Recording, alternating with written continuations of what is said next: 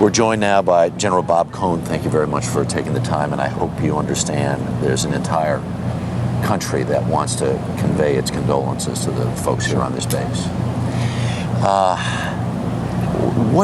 What can you tell us about what happened inside this facility yesterday?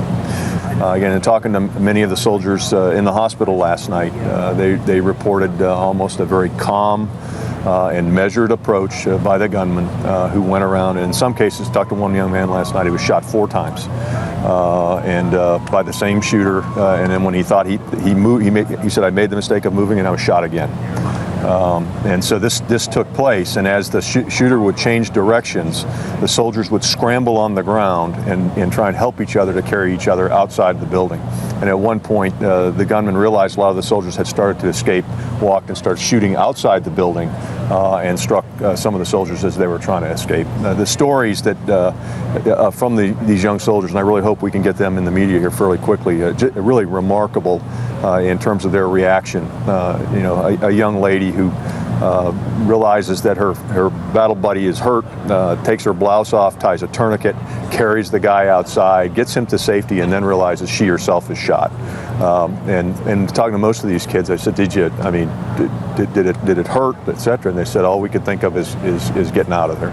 So pretty good reaction, I think. Hassan, Major Hassan, were they military-issued weapons? Were they his own weapons? Do you know anything about that? There are, the description of the weapons indicates they are not military-issued weapons. And did he say anything as he was carrying out? There are reports, unconfirmed, that he was saying Allah Akbar. Really? Yeah. How many minutes before, and was anyone inside this facility armed? Was anyone inside the facility in a position to return fire? No, because soldiers, when we're on Fort Hood, we don't carry weapons. Right. There are security guards, but very fortunately, in a really a very short distance, was a active response trained team.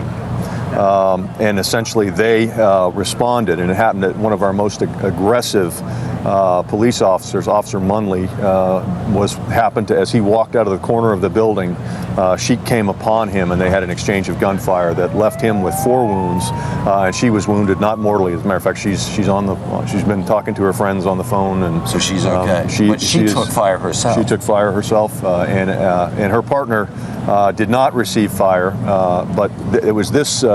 I think that was so successful in ending this incident. Is there a way to describe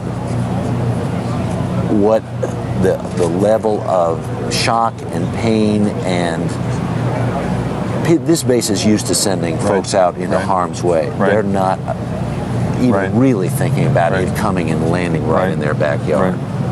We're looking very hard as we, my job now is to prepare this post for the future and basically deal with the grieving. And we've looked at other models like the Virginia Tech shooting. It's a different sort of demographic based on life experience, and we're going to bring in health professionals to address that.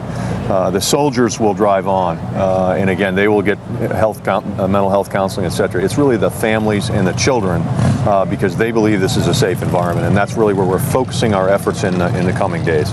General, thank you so much for your time. Thank you. I do appreciate it, sir. Great.